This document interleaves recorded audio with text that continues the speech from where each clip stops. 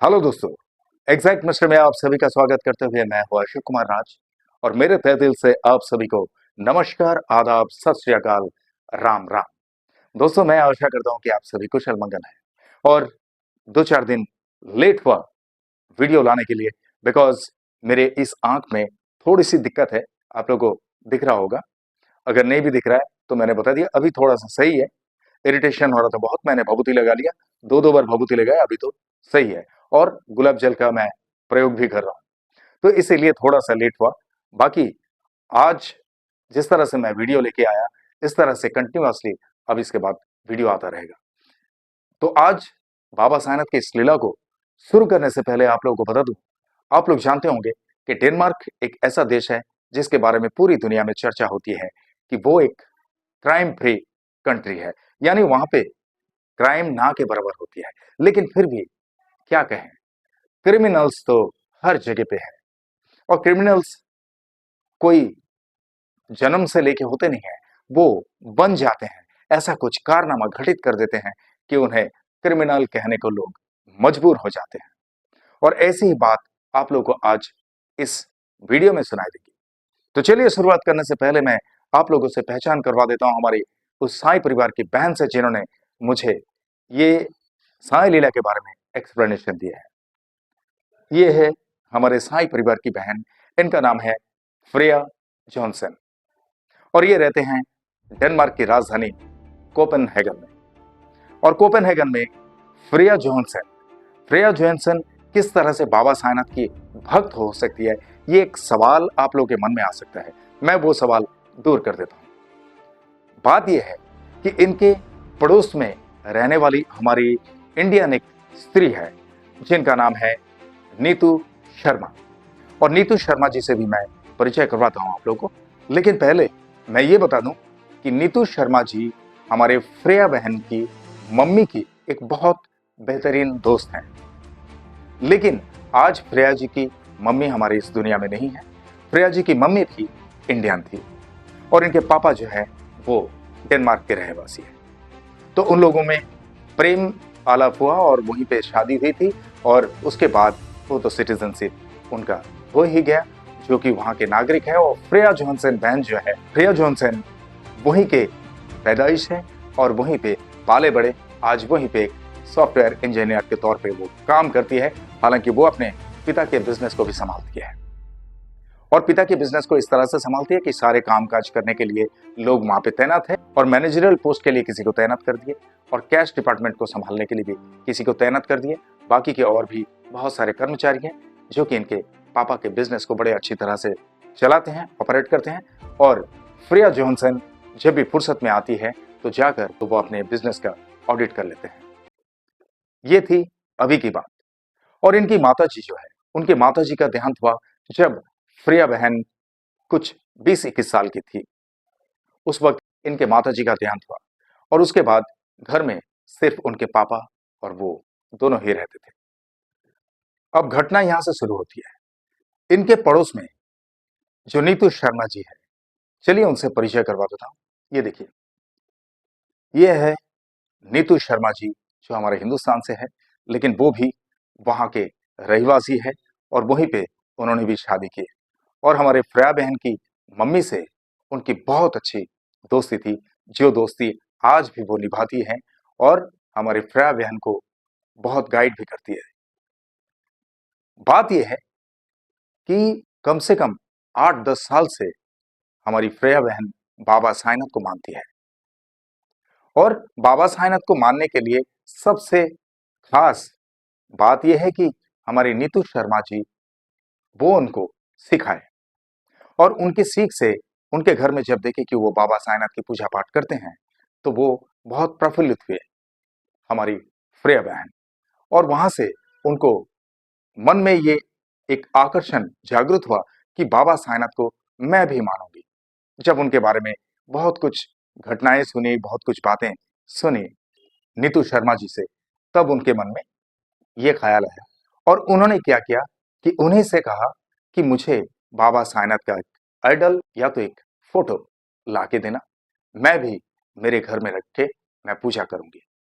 तब हुआ क्या कि उन्होंने अपने घर में नीतू शर्मा जी से एक फोटो ले जाकर रखे घर के मंदिर में। और हमारे श्रेया बहन की मम्मी जो है वो राधा कृष्ण भक्त थी और राधा कृष्ण की पूजा पाठ में वो बहुत लीन रहती थी। रोज का पूजा पाठ करना और हर जन्माष्टमी के दिन उपवास करना वो श्रेया बहन की मम्मी का काम था। वो बड़े दिल से कृष्ण भगवान को मानते थे, लेकिन और भी बहुत सारे भगवान जी उनके घर के मंदिर में रखा हुआ है।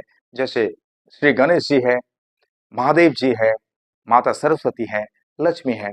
इस तरह से जो रेगुलर पूजा पाठ हमारे इंडियन कल्चर में होता है, ऐसे ही बिकॉज जंगल से अगर किसी भी जीव को लाया जाए, उनके मन से जंगल को उखाड़ फेंका नहीं जा सकता है। इसी तरह से हमारे हिंदुस्तानी कहीं पर भी रहे, हमारे हिंदुस्तान के कल्चर को उनके मन से निकलना बहुत ही मुश्किल होती है। इसीलिए पूजा पाठ में वो इस तरह से लगी रहती थी। लेकिन जब श्रेया बहन ने हमारे नीतू शर्मा जी से बाबा साईनाथ की उस तस्वीर को ले जाके उसके मंदिर में रखे, तब उनके पापा की नजर उस तस्वीर पर पड़ी। उनके पापा ने सडनली उनसे पूछ लिया कि बेटा ये कौन है? ये तो एक बुढ़ा सा इंसान दिख रहा है, ये कहाँ से क्या लेके आए हो? उनके पिताजी जो है वो क्रिश्चियन है और वो चर्च में आना जाना करते थे, लेकिन अपनी मिसेस के हिसाब से घर में जो पूजा पाठ होते थे उस पूजा पाठ में भी वो शामिल हुआ करते थे। उनको भी अच्छा लगता था। लेकिन बाबा साईनाथ की तस्वीर को देख के उन्होंने ये कहा कि ये एक बुढ़ा सा इंसान, इसको क्या तुम मंदिर में रख दियो? मंदिर एक भगवान की जगह है। जहां तक कि उनके पापा को भगवान जी के हिसाब से कृष्ण भगवान को बहुत अच्छी तरह से पता है, क्योंकि इस्कॉन मंदिर के बारे में उनको जानकारी थी और इस वजह से उन्हें पता है कि कृष्ण भगवान है, राधा मैया है और राधा मैया उनकी सखी है। ये सारा कुछ उनको हिस्ट्री पता था और उनकी मम्मी भी उनसे ये सब कहा करते थे। तो उन्हें कोई दिक्कत नहीं थी घर में पूजा पाठ करने में। हालांकि श्रेया बहन ने भी बचपन से अपने मम्मी के साथ साथ बैठना उठना पूजा पाठ में, तो उनको सब कुछ पता है। लेकिन साईं बाबा के प्रति भक्ति में इस तरह से जब आकर्षित हो गई, तो बाबा को वो लेके आए और उनके पिताजी से ये बात सुनने के बाद उन्होंने कहा कि तो पापा मैं क्या करूं, मुझे भी तो पता नहीं है, लेकिन इन्हें भगवान कहते हैं हमारे नीतू आंटी। और हिंदुस्तान में बहुत सारे लोग, करोड़ों लोग हिंदुस्तान के बाहर भी इन्हें भगवान करके मानते हैं। इन्हें जो कुछ भी कहते हैं वो हर बातें सुनते हैं और उस बात का प्रतिफल भी देते हैं। किसी तरह की कोई तकलीफ को अपने आसपास भटकने नहीं देते हैं। आप भी मानकर देखो। तब बोले नहीं नहीं बेटा, तुम जब लेके आए हो ठीक है, तुम इसको एक काम करो, तुम्हारे बेडरूम में जाके तुम रख दो, वो सबसे बेस्ट रहेगा, इन्हें मंदिर में नहीं रखना चाहिए। तो ऐसा उनसे कहा तो बहुत दुखी हुए थे हमारे श्रेया बहन। अब श्रेया बहन दुखी मन से उस मंदिर से उस तस्वीर को, बाबा की तस्वीर को उठा के फिर अपने बेडरूम में लगा दी।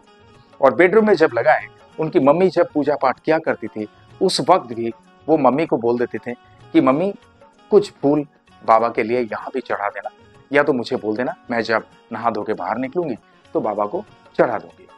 ऐसा करके वो पूजा पाठ शुरू कर दिए बाबा के लिए। और बाबा के लिए स्पेशली एक दो अगरबत्ती वो सुबह शाम जरूर जलाती है।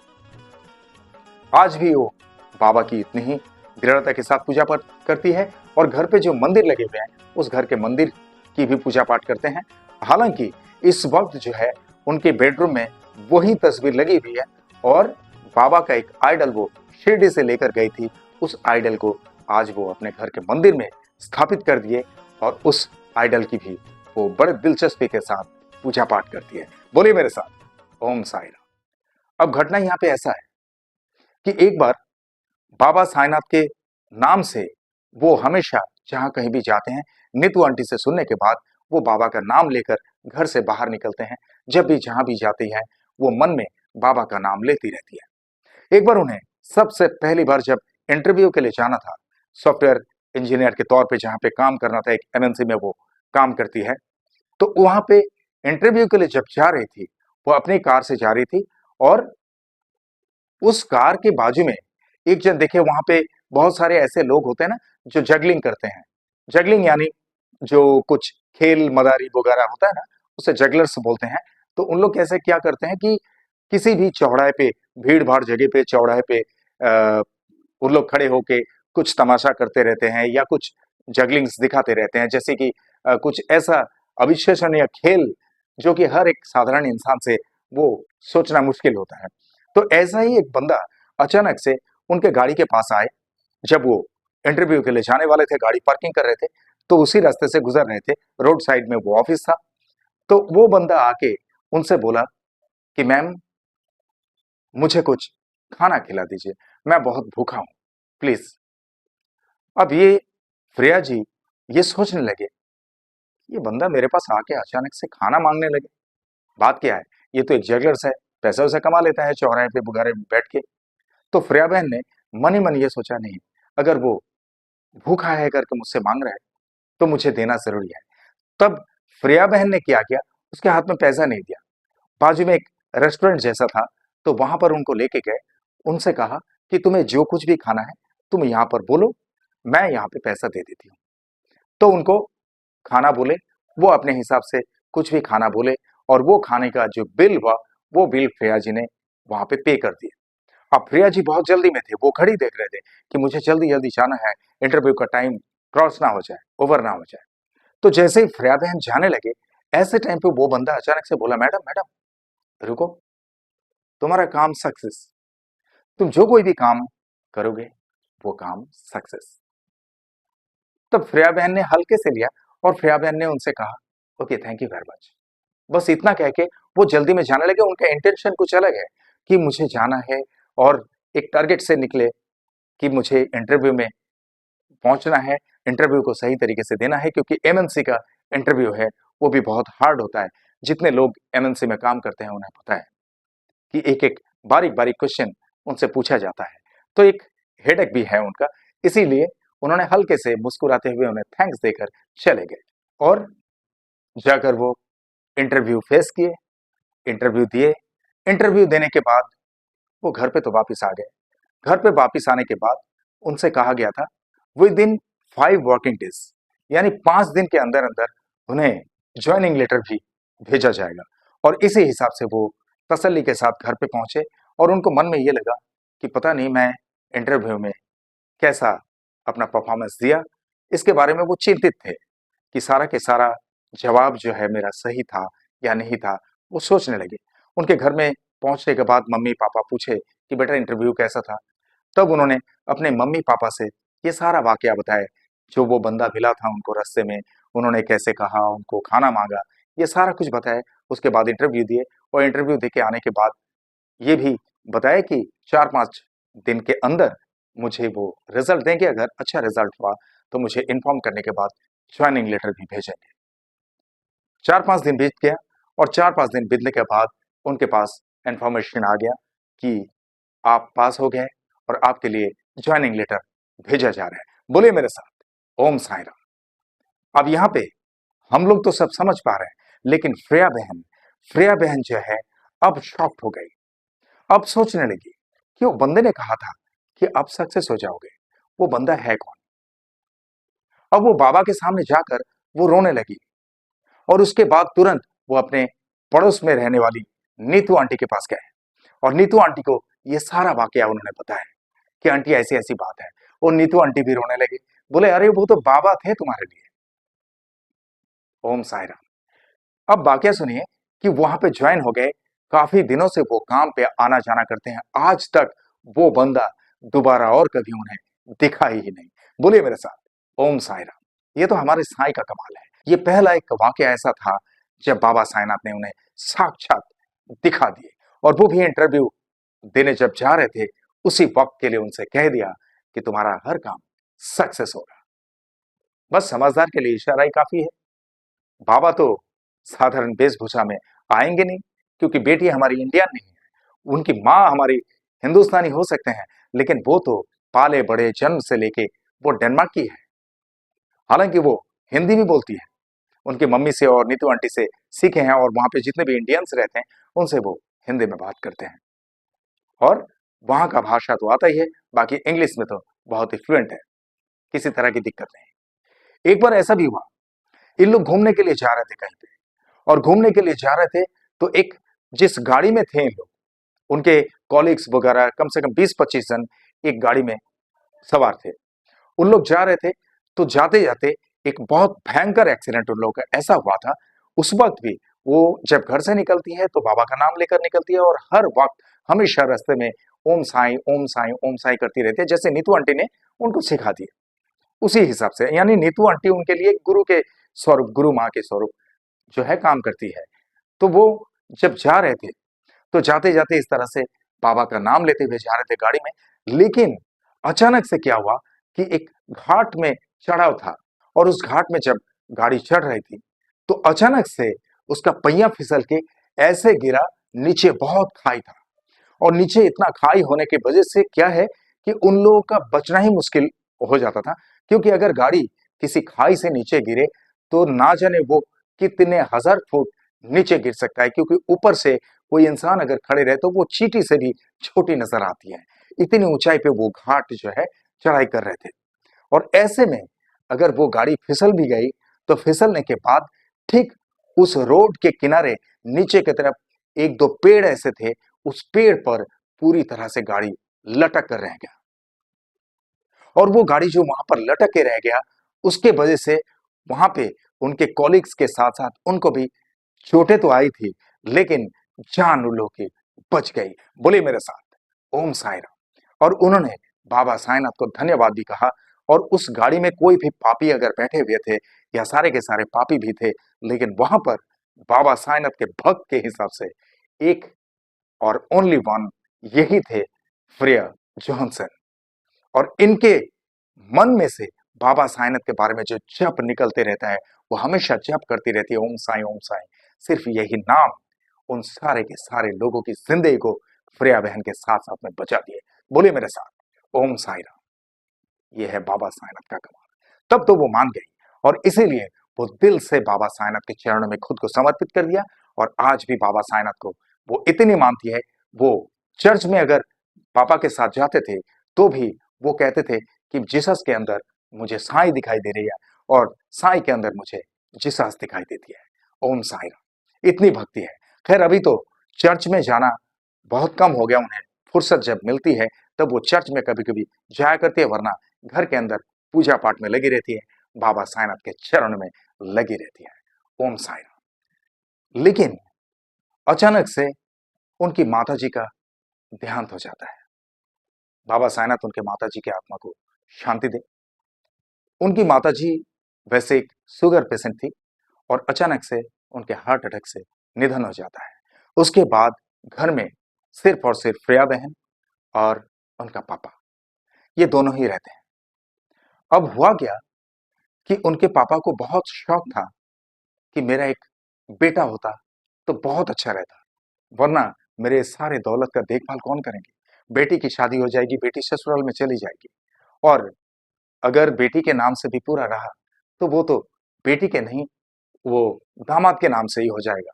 तो ये सारा कुछ सोच के उन्हें बेटे का शौक लगा हुआ था, और बेटे के शौक में वो बहुत चिंतित रहते थे। अब ऐसे में हुआ क्या कि उनका पापा जो बिजनेस करते थे, उस बिजनेस के जगह पे कुछ झाड़ूदार आया करते थे, यानी झाड़ू लगाने के लिए। तो उसी में से किसी एक स्त्री के साथ उनका फैसिनेशन हो जाता है, यानी अफेयर शुरू हो जाता है। और उन्होंने कमिटमेंट किया था कि तुम्हें मैं अच्छा खासा एक रकम दूंगा, बस मुझे एक बेटा चाहिए तुमसे, क्या तुम राजी हो? तब उसने कहा जी बिल्कुल। अब उन लोग देखे कि हम लोग तो झाड़ू लगाते हैं, ये तो इतने बड़े बिजनेसमैन हैं, तो इनसे कुछ पैसा भी मिल जाएगा, और आगे चल के अगर कभी कुछ दिक्कत आए तो भी वो हेल्प करेंगे हमें, ये तो उनको पता है। तो इसी हिसाब से उनसे बातचीत हुई, लेकिन बातचीत होने के बाद उनका घनिष्ठता बहुत करीब आने लगे, एक दूसरे से बातचीत करने लगे। हालांकि वो दिखने में बहुत खूबसूरत थी, पर इन्हें ये नहीं पता था कि उनकी दो दो शादी हो चुकी थी, और दोनों के दोनों उनसे डिवोर्स ले लिए थे। और डिवोर्स लेने के बाद अब थर्ड नंबर में जो था, थर्ड नंबर में था मिस्टर एलेक्स। और मिस्टर एलेक्स जो है वो एक होम्योपैथिक झोला छाप डॉक्टर, वहां के बहुत ही छोटे मोटे जनरल फिजिशियन हैं। उनसे इनकी मोहब्बत है, और उनसे शादी भी कर लिए। और ये बात भी हमारे फ्रेया बहन के पिताजी को पता है, उन्होंने सब कुछ बताए थे। लेकिन उनके अंतर आत्मा में क्या चक्रव्यूह चल रहा है, ये तो हमारे फ्रेया बहन के पिताजी को कुछ भी पता नहीं है इसके बारे में। अब ऐसा मोड़ आया कि उनसे मिलना जुलना इसका चालू रहा। जब भी वो बंदा यानी एलेक्स, वो जब घर पे नहीं रहता था, जब अपने क्लिनिक पे रहता था, तो ऐसे वक्त में कभी कभी ये फोन करके हमारी फ्रेया बहन के पिताजी को बुला लिया करती थी। और इस औरत का नाम है रोजी। तो रोजी जब फोन करके हमारे फ्रेया बहन के पिताजी को बुलाया करती थी, तो वो भी खुशी खुशी आ जाते थे। यहां तक कि कई बार उन लोगों ने ड्रिंक्स भी किए साथ में। और ये जो है रोजी हमारे फ्रेया बहन के पिताजी से ये कहते थे कि सर, जब भी आप आओगे तो प्लीज कुछ बॉटल्स वगैरह साथ में लेके आना, हम लोग थोड़ा सा एंजॉय करेंगे। तो वो लेकर आते थे हमेशा, जब भी उनसे मिलने के लिए जाते थे। और उनसे मिलके बातचीत करके घंटों 2 घंटों वहां पे बैठ के फिर वो घर पे वापस आते थे। इसके बारे में फ्रेया बहन को जरा सा भी कुछ पता नहीं, लेकिन फ्रेया बहन के लिए कोई कमी उनमें थी नहीं। फ्रेया बहन को बहुत प्यार करते थे और फ्रेया बहन उनकी जिगरी जान थी, क्योंकि इकलौती बेटी। लेकिन बेटे की चाहत में वो बहुत चिंतित थे। अब हुआ ऐसा कि इस तरह से रोजी के साथ फ्रेया बहन के पिताजी का मिलना जुलना चलता रहा। और ये कम से कम 5-6 महीने तक चलता रहा। इसी बीच रोजी क्या करती थी, बीच बीच में कुछ ना कुछ पैसा इनसे मांगा करते थे, और वो देते भी थे। लालची है ना, वो तो मांग लेती है। और लालची लोगों को किसी तरह से कोई शर्म हया तो होती नहीं है। लालची तो लालची होते हैं, चाहे लालच किसी भी चीज का हो। और ये देते रहते थे। अब उन्हें पता है कि ये तो करोड़पति इंसान है, हम इनसे जब भी मांगेंगे हमें मिल जाएगा। और ये लालच जो है, ये लालच एक ऐसे वक्त में इतना एक्सट्रीम पड़ाव पे आ गया कि वो सोच के बाहर हो गया। एक दिन उसने देखा कि इस तरह से थोड़े बहुत पैसे में कुछ काम होना मुश्किल है, बंदा पैसे वाला है। तो एक प्लानिंग उन लोगों ने ये बनाए कि उसको कैसे हम अपने कब्जे में ले, और उनसे कम से कम लाखों रुपया हम इकट्ठे हासिल कर लें, उसके बाद हम उन्हें छोड़ देंगे। ऐसे में फ्रेया बहन के कॉलीग्स के साथ में एक पार्टी था, और उस पार्टी में अगला दिन अटेंड करना है। तो उस पार्टी के लिए कुछ ड्रेसेस के बारे में सोचे थे फ्रेया बहन कि मुझे ऐसा ऐसा ड्रेस लेना है। और उस दिन उन्होंने अपने पापा से कहा कि पापा, मेरे कॉलीग्स के साथ में एक पार्टी है, उस पार्टी के लिए मुझे स्पेशल ड्रेस लेनी है, तो आप मेरे साथ मार्केट में चलो और थोड़ा कुछ शॉपिंग करके लाते हैं। अब बेटी का कहना है, पापा बिल्कुल मना नहीं करते थे। बोले ठीक है बेटी, आज मैं शॉप में फोन कर देता हूँ कि मुझे थोड़ा सा लेट होगा, तो सबसे पहले तुम्हें शॉपिंग करवा देता हूँ, शॉपिंग करवा के तुम्हें घर पे छोड़ के फिर मैं जाऊंगा शॉप में। ऐसा ही सोच के उन लोग घर से निकले, शॉपिंग वगैरह की। शॉपिंग करते हुए जब घर पे आ रहे थे, तो घर पे आते आते कम से कम आधा किलोमीटर की दूरी पे उनको एक फोन आया। और वो फोन आने के बाद उन्होंने जस्ट उनसे बात की, इस तरह से बात की कि वो किससे बात कर रहे हैं ये फ्रेया बहन को कुछ मालूम नहीं पड़ा। लेकिन एक फोन आया था, ये फ्रेया बहन ने सुने। उनके पापा गाड़ी ड्राइव करते हुए फोन में बात किए, और सिर्फ इतना कहा, yes okay, no problem, I will be there in time. तो इस तरह से बातें हुई। तो फ्रेया बहन ने पूछे कि पापा किसका फोन था, अभी कहाँ जाना है आपको, अभी तो शॉप में जाना है ना। बोला हाँ बेटी, शॉप में से ही फोन आया था, मेरे पुराने कस्टमर्स में से एक कस्टमर वहां पर हाजिर हुए, तो मेरे मैनेजर का फोन था। बोला अच्छा अच्छा अच्छा, ठीक है ठीक है, तो चलिए मुझे छोड़कर आप निकल जाना घर पे से। तो उनको घर पे छोड़ के और फ्रेया बहन के पिताजी वहां से सीधा निकल गए। तो इस हिसाब से वो तो घर से निकल गए, लेकिन उन्हें पता नहीं था, हमारे फ्रेया बहन को पता नहीं था कि वो रोजी का फोन है। और रोजी ने उनसे ये भी कहा कि आज एक ड्रिंक लेके आना। तो उन्होंने पूछा कि कौन सा। तो बोले कि आपको तो पता है कि मैं कौन सा ड्रिंक पसंद करती हूँ। तो उस हिसाब से उनके पिताजी ने एक ड्रिंक भी लिए साथ में, यानी ड्रिंक का बॉटल, कुछ भी अल्कोहल का बॉटल। और वो चल पड़े रोजी के घर पे। अब रोजी को जब उन्होंने पूछे कि भाई एलेक्स कहाँ है, तुम्हारा हस्बैंड। बोला एलेक्स तो अपने क्लिनिक पे है। लेकिन यही गलती हो गई कि उसने जब ये कहा कि एलेक्स क्लिनिक पे है। अब ये निडर होके चले गए। और जब वो घर पे पहुंचे, उसके बाद और वो उस घर से जिंदा नहीं निकले। ओम साई राम। फैक्ट यहां पे अब शुरू होता है, एक ट्विस्ट जो है आप लोग समझ जाएंगे। पूरा दिन बीत गया, शाम हो गई, जब उनके पिताजी का फोन स्विच ऑफ आ रहा है, तब इन्हें डाउट हुआ। इन्होंने सीधा अपने शॉप में फोन किए मैनेजर के पास कि जरा पिताजी को फोन दो, पिताजी का फोन स्विच ऑफ आ रहा है। तो फ्रेया बहन को यही लगा होगा, हो सकता है कि सुबह से लेके निकले हैं बाहर, बैटरी डाउन, उन्होंने चार्जिंग में लगाने को भूल गए थे, हो सकता है। लेकिन मैनेजर का फीडबैक जब उन्होंने सुने तो उनके पैरों तले जमीन खिसक गया। मैनेजर ने कहा कि वो आज तो शॉप में आए ही नहीं। बोले कि नहीं, आपने फोन किया था ना अभी 3-4 घंटा पहले उनको, जब हम लोग बाहर से आ रहे थे तभी पापा ने ये कहा कि आपका फोन था, मैनेजर का फोन था। बोला नहीं नहीं मैम, मैंने तो कोई फोन ही नहीं किया आज। उन्होंने मुझसे ये कह दिया था कि तुम लोग थोड़ा संभाल लो, मुझे आने में लेट होगा, मेरी बेटी को लेकर मैं शॉपिंग के लिए जा रहा हूं। अब फ्रेया बहन बहुत गहरे सोच में डूब गई कि ऐसा कैसे हो सकता है। उन्होंने तुरंत अपने चाचा ताऊ जो भी है उन सबको फोन करके उन्होंने सूचित कर दिया कि ऐसा क्या हुआ, मुझे तो कुछ पता नहीं चल रहा है, पापा का फोन नहीं लग रहा है, पापा का फोन स्विच ऑफ आ रहा है, आउट ऑफ कवरेज एरिया बता रहे हैं। अब उन लोग सारे के सारे लोग परेशान हो गए। अब बोले कि पापा गए तो कहाँ गए, कुछ भी समझ में नहीं आ रहा है। अभी आप ही लोग सोचिए कि ऐसे वक्त में इंसान करे तो क्या करे। बेटी है, अपने पापा के इंतजार में है कि पापा आने वाले हैं, पापा आने वाले हैं, लेकिन जब पापा का फोन ना लगे तो क्या कर सकते हैं।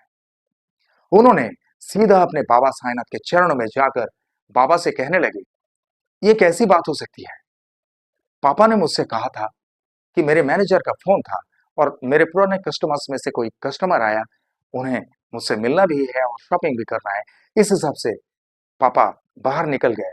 तो पापा ने क्या ये मुझे झूठ बोला, मुझे कुछ पता नहीं है। बाबा सब कुछ तो तुम्हें पता है, तुम तो मन की भी समझ लेते हो। तो बाबा ये सारा कुछ तुम्हारे ऊपर निर्भर करता है। मैं आपको ये बता रही हूं, जब तक मेरे पिताजी घर ना पहुंचे तब तक मैं पानी भी नहीं पीऊंगी, और ये सारा कुछ तुम्हें देखना पड़ेगा, मैं तुम्हारे चरणों में छोड़ दिया। इस तरह से बाबा साईनाथ से उन्होंने प्रार्थना की। और जब प्रार्थना किए, प्रार्थना करने के बाद वो रोने लगे कि ऐसा तो आज तक कभी हुआ नहीं, क्योंकि मम्मी भी है नहीं, और उस रोजी से इनका एक कमिटमेंट था कि उन्हें एक बेटा चाहिए।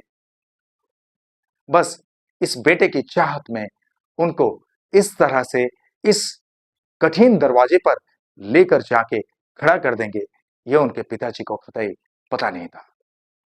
अब ये परेशान हो गए, परेशान होके अपने चाचा बुगारा सब उनके घर पे आए। बोले कि ठीक है, तुम चिंता मत करो, चलो हम लोग पुलिस स्टेशन में चलते हैं। और उस वक्त फ्रेया बहन को लेकर उनके चाचा ताऊ सब पुलिस स्टेशन में गए। और पुलिस स्टेशन में जाने के बाद एक मिसिंग रिपोर्ट वहां पे दर्ज की है। और मिसिंग रिपोर्ट दर्ज करने के बाद पुलिस तुरंत एक्शन में आ गए। और पुलिस एक्शन में आने के बाद सारा वाकया जब इनके घर पर आके फ्रेया बहन से पूछने लगे कि कब, कैसे और किस तरह से आपके पिताजी यहां से निकले थे, जरा ये डिटेल्स हमें बताइए। तब फ्रेया बहन ने पुलिस वालों को सारा वाकया बताया कि उनके कंपनी में उनके कॉलीग्स के साथ एक पार्टी के लिए शॉपिंग करना था। तो उनके पापा के साथ में शॉपिंग में गए थे, और शॉपिंग से आते वक्त उनके पापा के पास एक फोन आया था महज घर से आधा किलोमीटर की दूरी पे, जिस फोन में उनके पापा बात करते हुए ये कहा था, okay I will be there in a time. बस इतना बताए थे। और इसके बाद जब फ्रेया बहन ने पूछी थी कि पापा किसका फोन था, आप बोले कि वहां पे जगह पे मैं पहुंचूंगा, समय पे पहुंचूंगा। तो ये किससे कहा, तो बोले कि मैनेजर का फोन था शॉप से, पुराने कस्टमर्स में से कोई एक कस्टमर मिलने के लिए आए। तो ये सारा वाकया उनको बताया। अब वो टाइमिंग नोट किए कि किस टाइम पे ऐसा, तो उन्होंने पूरा टाइमिंग बताया। और टाइमिंग डिटेल्स के हिसाब से जब उन लोगों ने सीसीटीवी खंगालना शुरू किए तो सीसीटीवी में देखे कि उनके पिताजी घर पे उनको ड्रॉप करने के बाद, यानी फ्रेया बहन को घर पे छोड़ने के बाद जब गाड़ी लेके निकले तो वहां का सीसीटीवी देखे, और वो गाड़ी कहां कहां से गुजरती हुई जा रही है, ये सारा कुछ रास्ता देखते हुए आखिर में देखे कि रोजी के घर के गेट पे जाकर वो गाड़ी रुकी हुई है, और उसके गेट पे अभी भी वो गाड़ी खड़ी है पार्किंग में। तब पुलिस वाले को शक हुआ, और शक होने के बाद पुलिस वाले वहां पर जाके उस गाड़ी का सारा कुछ सीसीटीवी फुटेज खंगाल के निकाले। और सीसीटीवी फुटेज खंगाल के निकलने के बाद देखे कि गाड़ी के अंदर से वो घर के अंदर प्रवेश किए, और सीधा उस घर पे जाकर जब पुलिस वाले पूछा ताछी करने लगे, बोले कि हाँ वो तो हमारे घर पे आए थे, मुझसे मिलने के लिए आए थे और उनका नाम भी बताया, रोजी है मेरा नाम, मेरा हस्बैंड का नाम है एलेक्स, वो एक होम्योपैथिक डॉक्टर है। तो इस तरह से उनसे मुलाकात करने के बाद बोले कि वो चाय कॉफी पिए और घर से निकल गए, लेकिन उसके बाद क्या हुआ ये तो हमें पता नहीं। तो बोले अच्छा ठीक है, लेकिन आप लोग सतर्क रहना, हमेशा अलर्ट रहना, हम जब भी आपको कुछ क्वेश्चंस के लिए बुलाएंगे तो आप लोग सीधा हमारे पास आ जाना। तब रोजी ने कहा बिल्कुल हम आ जाएंगे, कोई दिक्कत नहीं सर। तब पुलिस वाले ने ऐसा किया कि वहां से जो जो लेन आगे पीछे के तरफ से जाते हैं, अंदर के रास्ते से जाते हैं, लेफ्ट से जाते हैं, वो सारे जगह के इकट्ठे किए उसी वक्त के दौरान, जिस वक्त फ्रेया बहन को घर पे ड्रॉप करके वो निकले थे, उस टाइम से लेके अभी तक के टाइम के हिसाब से कितनी गाड़ियां वहां से गुजरे, कितने लोग गुजरे, उस इंसानों में से कोई फ्रेया बहन का पापा तो नहीं है। ये सारा कुछ खंगालने के बाद जब कहीं पे से भी उन लोगों को कोई सुराग नहीं मिल रहा है पुलिस वाले को, तो पुलिस वाले बड़े दंग रह गए कि ऐसा कैसे हो सकता है, वो बंदा गया तो किधर गया, इनके घर में गए थे और उनके घर से चाय कॉफी पीकर वो निकल गए, लेकिन गाड़ी वहीं पे पार्किंग है। ये एक संदेहजनक है, गाड़ी वहां पे पार्किंग है। अब उनको सिर्फ और सिर्फ एक रास्ता दिखाई दिया कि उनका मोबाइल। अब मोबाइल ट्रेस करने के लिए उन लोगों ने क्या किया कि रोजी के पास आके रोजी का मोबाइल उन लोगों ने ले लिया और रोजी का मोबाइल लेने के बाद वो जब पुलिस स्टेशन में गया उसको सर्वेलेंस में रख दिए और सर्वेलेंस में रखने के बाद उन्होंने पूरी तरह से डेटा चेक किए।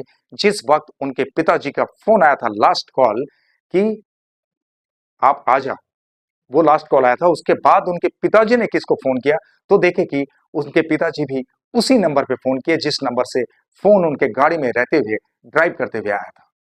तो दोनों नंबर सेम है, एक ही जन का फोन था, फोन आना भी यानी इनकमिंग कॉल्स भी था और उनके पिताजी ने जब आउटगोइंग कॉल्स किए थे तो आउटगोइंग कॉल्स में भी उसी नंबर का उन्होंने देखा कि मौजूदगी है।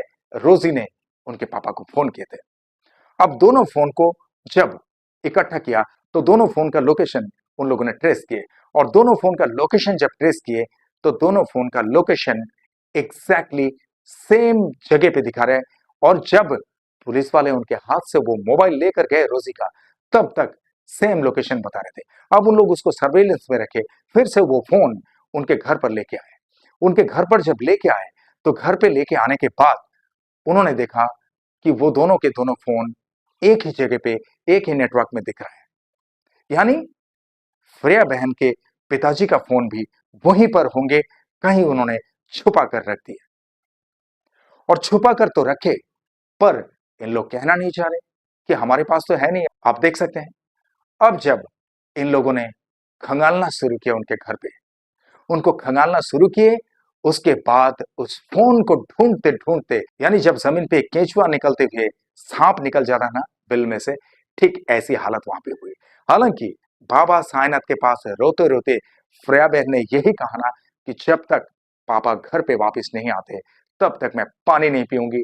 बाबा तुम्हें सब कुछ पता है और तुम सब जानते हो, मेरे पापा को किसी भी तरह से तुम घर पे लाके दो, मुझे और कुछ पता नहीं, मेरे पापा गए तो कहां गए। बाबा तो अपना काम करेंगे ना, बाबा खुद चिंतित हो जाते अपने भक्तों की इस परेशानी से। चाहे कोई भी भक्त किसी भी तरह की परेशानी में बाबा साईनाथ को सौंप देते तो बाबा अधीर हो जाते हैं और ऐसी ही हालत यहाँ पे हुई। अब क्या हुआ कि जब ढूंढते ढूंढते देखे कि बाथरूम के अंदर एक कोने में उनके पापा को रस्सी से बांध बूंद के उन लोगों ने रख दिए, उसके ऊपर एक कपड़ा ढांक के रख दिए। और वो जो बंदा होम्योपैथिक डॉक्टर, जो हमारे रोजी के हस्बैंड यानी क्रिमिनल रोजी का हस्बैंड जो है होम्योपैथिक डॉक्टर है, मिस्टर एलेक्स। अब एलेक्स को यह पता है, एलेक्स ने रोजी से कहा था कि 24 घंटा जैसे हो जाएगा इस बॉडी को, उसके बाद हम इसको टुकड़े टुकड़े में काटेंगे और टुकड़े टुकड़े में काटने के बाद एक एक थैली में अलग अलग जगह पे हम फेंक कर आएंगे या कुत्ते को खिला देंगे, किसी को ट्रेस नहीं होगा, किसी को भी मालूम नहीं पड़ेगा। इतनी बड़ी साजिश करके रखे थे, सोच के रखे थे।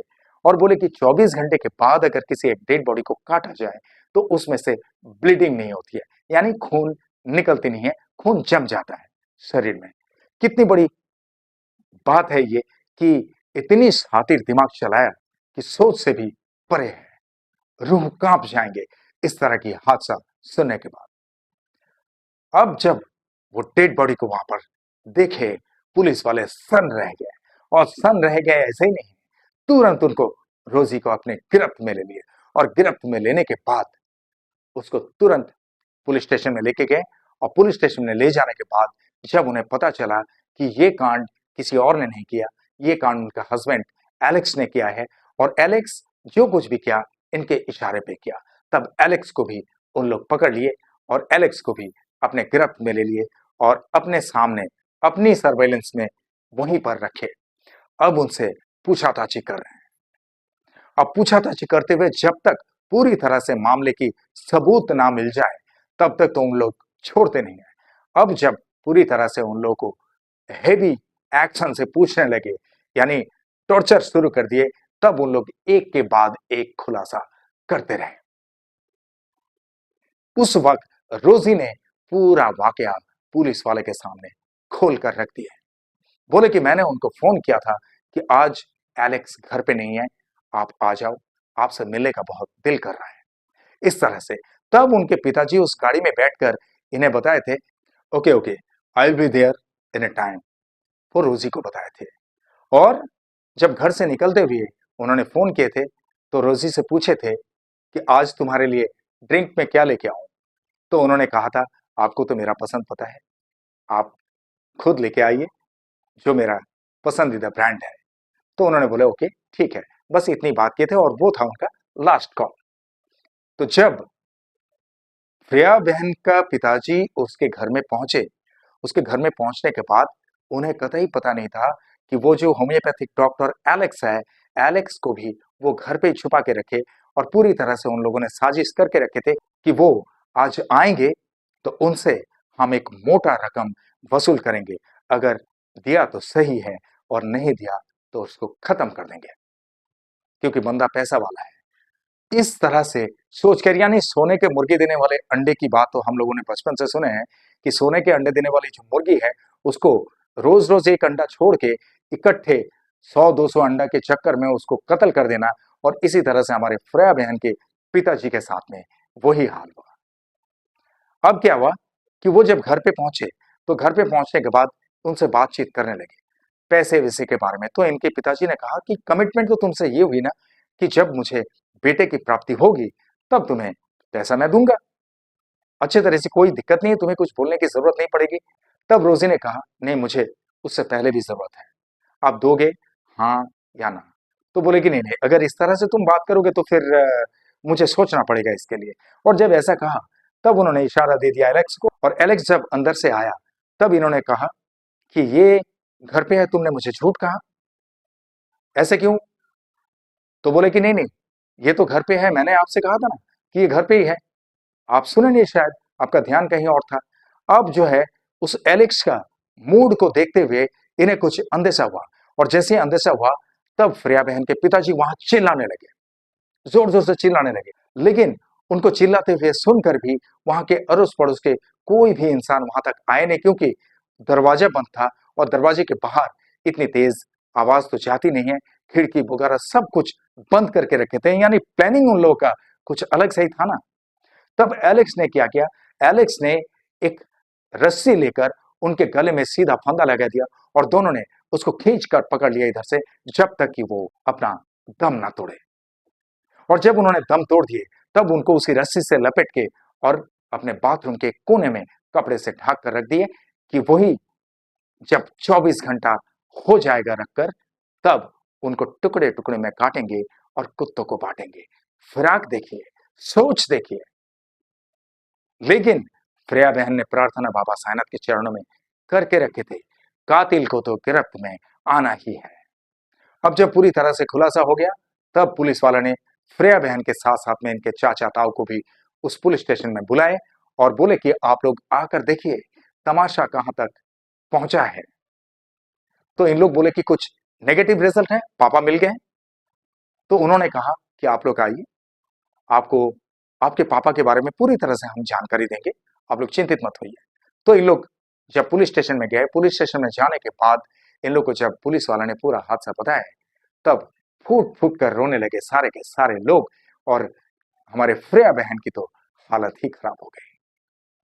और फ्रेया बहन जब इस तरह का एक सिचुएशन में खुद को पाए तो वो बड़े मायूस हो गए। कुछ दिन पहले उनके माता का देहांत और अब उनके पिताजी के साथ में इस तरह से वो यही कहने लगे कि पिताजी, तुमने मुझे इतना बड़ा झूठ बोले थे, लेकिन अगर इन लोगों ने मेरे पिताजी के साथ में इस तरह से गलत बर्ताव किया तो इन लोगों को कड़ी से कड़ी सजा होनी चाहिए।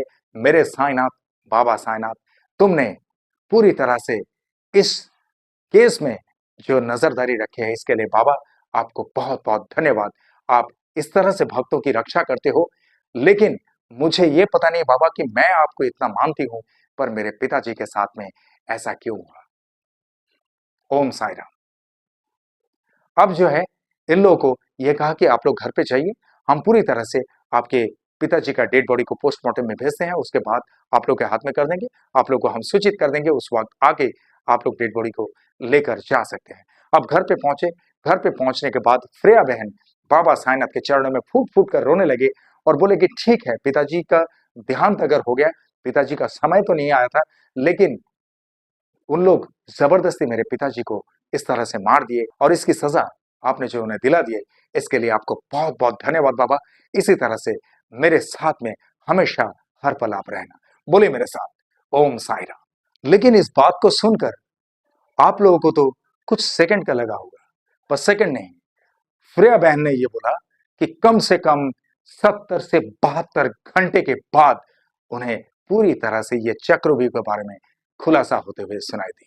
और अब ये बता दूं कि ये रोजी और जो डॉक्टर एलेक्स है, इन लोगों का ट्रायल आज भी जारी है और उन लोग इस तरह से फंस चुके हैं कि जिंदगी में उन लोग चल कर तो अंदर तक गए हैं, लेकिन सिर्फ और सिर्फ उन लोग 4 कंधे पर ही वापस आ सकते हैं। यही उन लोगों के नसीब में है और उन लोग कभी भी साधारण इंसान की तरह जिंदगी में कभी बाहर की दुनिया को देख नहीं सकते हैं। बोले मेरे साथ ओम साई राम। और इसके बाद ही फ्रेया बहन निर्जला उपवास के तरह, यानी बिना पानी पिए बाबा साईनाथ से कह दिया था कि जब तक मेरे पापा के बारे में खबर नहीं मिलती है और मेरे पापा घर पे वापस नहीं आते हैं, तब तक पानी भी नहीं पीऊंगी और खाना तो दूर की बात है। बाबा, आपके ऊपर छोड़ दिया मैंने, आप इसके ऊपर नजरदारी रखो और आप मेरे पिताजी पे ध्यान रखो। बोलिए मेरे साथ ओम साई राम। ये है उनकी भक्ति, फ्रेया बहन की भक्ति। लेकिन कुछ भी हुआ, आखिर बाबा ने इस चीज का खुलासा करके रखा और उनके पिताजी के देहांत के बाद उनके पिताजी के आत्मा की शांति के लिए बाबा साईनाथ ने इस तरह से कारनामे भी कर दिखाया। ओम साई राम। और आज तक फ्रेया बहन जो है कम से कम 2 बार शिरडी आ चुकी है, उसी नीतू आंटी के साथ में, जो उनके पड़ोसन है, उनकी माता जी की एक परम मित्र। और आज वो बाबा साईनाथ की ही पूजा पाठ में हमेशा लगी रहती है और बाबा साईनाथ पे इतनी दृढ़ भक्ति रखती है कि कहना ही क्या है। वो उनके गले में एक बाबा साईनाथ का लॉकेट भी हमेशा 24 घंटे के लिए वो पहन के रहती है। वो चाहे दिन हो या रात हो, हमेशा उनके गले में रहता है। तो यही है बाबा साईनाथ का कमाल। आज का ये वाकया आप लोगों को कैसा लगा? आप लोग जरूर मुझे कमेंट बॉक्स में लिखकर बताना। और हर बार की तरह मैं यही कहूंगा कि हमारी फ्रेया जॉनसन बहन जो है, फ्रेया बहन के मन में बाबा साईनाथ के प्रति भक्ति में कभी कोई डगमगाहट ना आए। और इनको जिन्होंने बाबा साईनाथ के बारे में सिखाए, जो हमारी नीतू जी है, नीतू आंटी उनकी, उन नीतू जी के साथ साथ में उनके पूरे परिवार पर और फ्रेया जी के ऊपर बाबा साईनाथ की कृपा हमेशा इसी तरह से बनी रहे, बाबा साईनाथ की कृपा हमेशा बरसते रहे, इसके लिए भी बाबा साईनाथ से प्रार्थना जरूर करना। और आप लोगों के साथ में भी इस तरह से घटित कुछ लीलाएं अगर है तो मुझे अंडरलाइन में दिए हुए इस नंबर पे सीधा संपर्क कर सकते हैं। मैं आपके साथ घटित हुई लीलाओं का वीडियो भी इसी तरह से एग्जैक्ट मिस्ट्री चैनल पर लेकर आऊंगा, आई प्रॉमिस इट। और आप लोग जिस तरह से मुझे प्यार देते आए हैं, इसी तरह से हमेशा आप लोग के प्यार की जरूरत है। आप लोग का प्यार मेरे लिए सिर्फ प्यार नहीं, आप लोग का प्यार ही मेरे लिए आशीर्वाद है। आप लोग का प्यार हमेशा मेरे सर आंखों पे है। आप लोग का प्यार और मेरे साईं की कृपा अगर मेरे साथ में हो तो I can do a lot of things. और इसीलिए आप लोगों के दिल में एक छोटी सी जगह जरूर रखना जहां पर अशोक कुमार राज वो एग्जैक्ट मिस्ट्री हमेशा के लिए रह सके। ओके, और आप लोग जो भी मेरे इस चैनल में नए हैं, आप लोग इस चैनल को लाइक करें, शेयर करें, सब्सक्राइब करें एंड बेल आइकन को जरूर दबा दें ताकि एग्जैक्ट मिस्ट्री चैनल के हर एक वीडियो का नोटिफिकेशन आप लोगों तक सबसे पहले पहुंचे। और चलते चलते मैं इतना ही कहूंगा दोस्तों, बहुत ख्याल रखिए अपना, और जिस तरह से आप लोग बाबा साईनाथ पर भक्ति रखते हैं, इसी तरह से बाबा साईनाथ हमेशा आप सब पर अपनी कृपा दृष्टि रखे, हमेशा आप सब पर अपनी कृपा बरसाते रहें, ये मेरे तहे दिल से आप सबके लिए शुभकामनाएं। और जिस तरह से इत्मीनान से आप लोगों ने ये वीडियो देखे हैं, जिस तरह से अपना कीमती वक्त देकर ये वीडियो देखे हैं, इसके लिए आप सभी को मेरे तहे दिल से बहुत बहुत धन्यवाद के साथ ओम साईं राम।